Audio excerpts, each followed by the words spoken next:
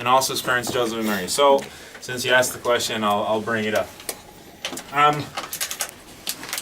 As it is today, on the 8th day from birth of the male child, we circumcise the child, and then we name the child. Of course, they named Jesus or Yeshua in Hebrew, right? Yeshua means salvation, because the angel says he will save his people from their sins, remember? Salvation because he will save, right? It's prophetic. And then on the 30th day from birth, they bring him for a baby dedication at the temple. You come to the temple, you bring a sacrifice, of course. So it tells us they bring 2 doves. Well, actually, if you look back at the legislation in the law of Moses, you will see that the proper sacrifice for your firstborn son is a lamb and a dove. That's right. But a provision is made for poor people. 2 doves. It makes it very clear from the text that Joseph and Mary considered themselves poor. Otherwise, they would have brought a lamb instead of the 2 doves. Right?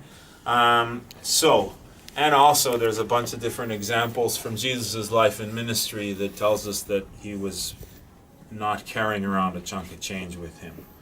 Okay? I won't get into the details, but you maybe can think of a few examples yourself. Even though a tekton was a skilled person, okay, it doesn't mean that they were wealthy. Okay, maybe the whole issue that Nazareth is sort of a backwater, right? It's not a very big place. You know, maybe that also helps to explain why the tekton in Nazareth wasn't such a wealthy man. Okay? Good? All right, no problem. Everybody, this is a very special lady. This is Hannah, our weaver.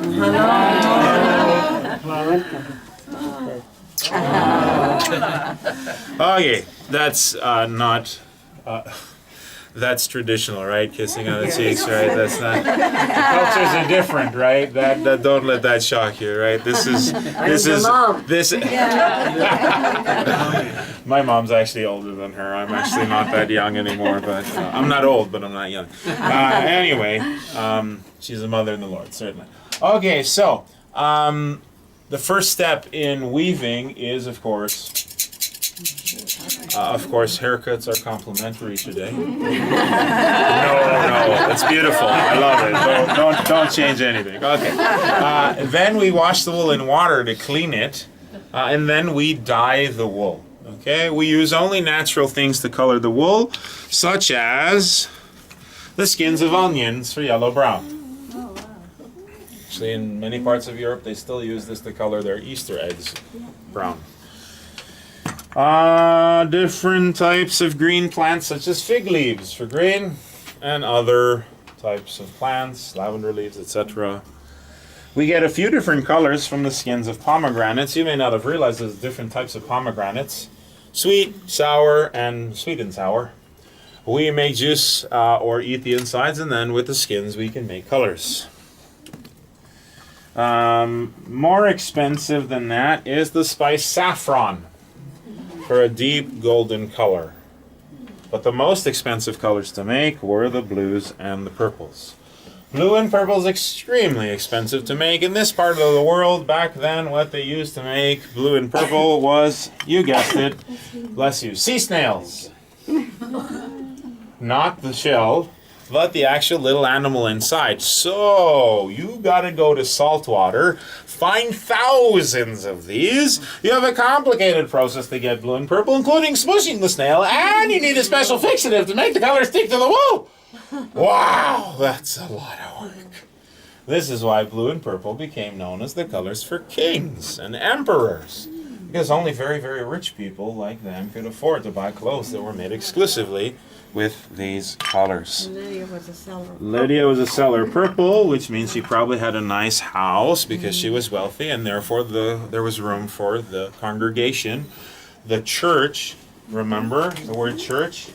You may have heard this, is not a building, right? Ecclesia in Greek means ek is out of or from, and kaleo is to call. They are the out-called ones, or called from. I leave you to take the interpretation from the words of the Greek. The next step Hannah is going to show us, and that is spinning wool. She has a piece of wool that she has carded or prepared to the end of what she's been spinning like this. Look, no magic. and with the spindle she spins more thread.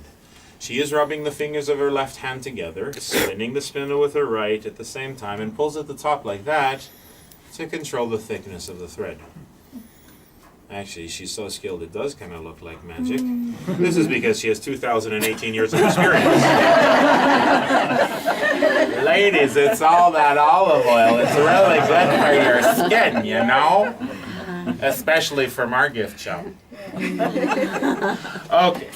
The string is nice and strong, but it's useless if you try to use it. It tangles because of the spinning action.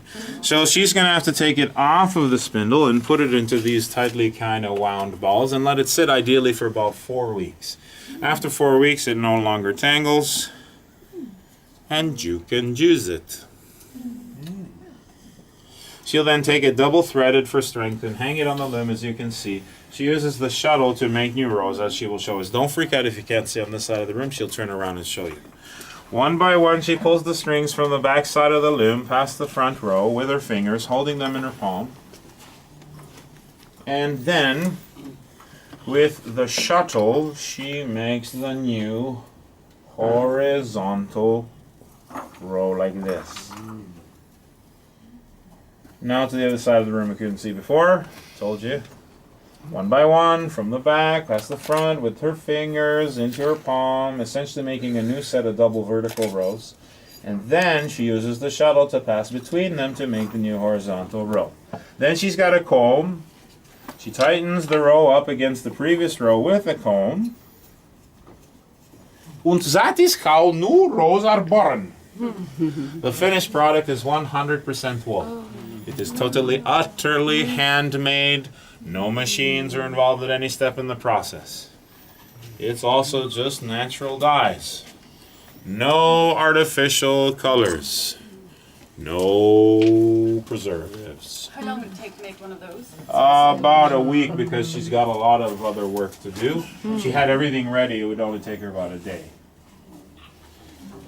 But she's got to spin, she's got to watch, she's got to spin. There's a lot of work for all the process. Besides, she keeps the house, you know, cleaning, washing, cooking. My goodness. Okay, so no artificial colors, preservatives, sugars, sweeteners, non-GMO, gluten-free, and vegan. It's all the work of Hannah is handmade. Everyone, let's give Hannah a round of applause, please. Oh, well, one last note. She ties off the ends like this, and she has some leftover string, and so she doesn't, of course, waste it. She makes dolly. Okay, thank you very much, Hannah. I want to thank you. Have a good And I want to thank